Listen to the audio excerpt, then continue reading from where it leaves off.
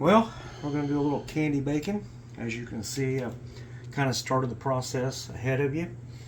But what we're doing here is we're taking super thick bacon and we're going to give it a little coat of some good quality maple syrup. So just kind of watch the process here for a little bit and you'll get the general idea of what you need to do to create candy bacon as well. It's really a simple process. There's nothing difficult to it.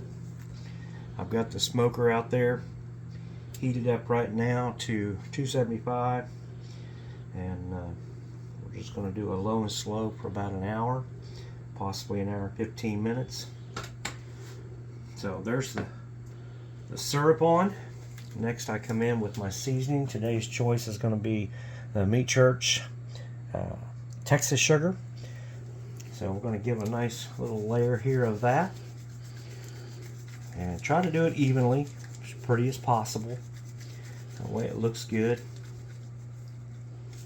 And then I like to hit it with my 16 mesh pepper.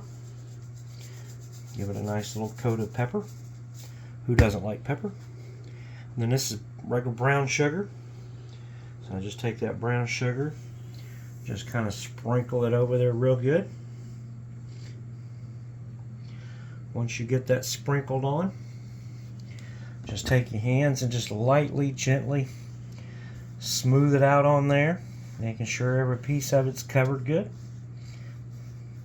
And then I like to flip it over and do the same thing again. Now, there's food police out there in the world. I'm going to rinse my hands off and repeat this process again on this side. So hang tight just a second.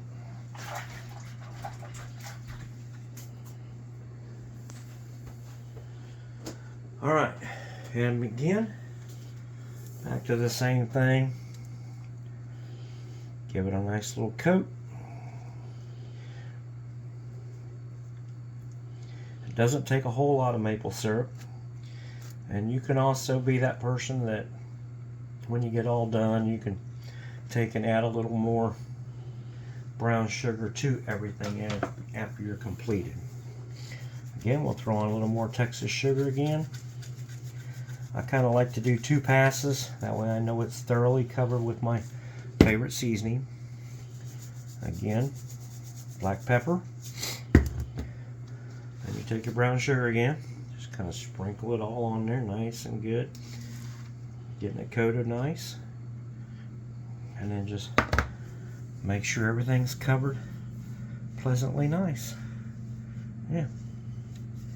Once that step's completed, I take that bacon, I bring it over here to my tray. Some people like them flat. I twist mine. That way the end product, you can put several pieces down in your favorite little party cup or whatever, and everybody can come along and sample at their own will.